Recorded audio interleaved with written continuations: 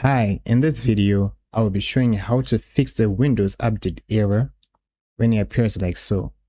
Your device is missing important security and quality fixes. Here's a way you can fix it.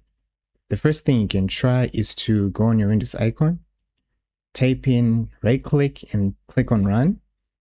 Then you have to type in this services.msc, okay?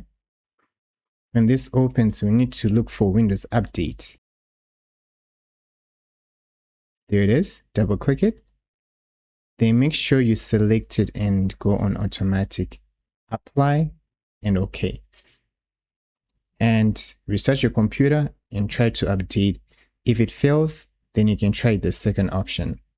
The second option you can try is to open your browser, then type in this reset, the first link. You need to download this program. Download.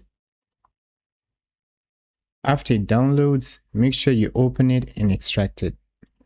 Once you open and extract it, it will be like this.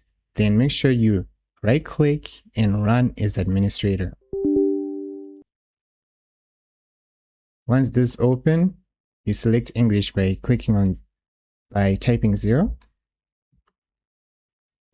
Click Y.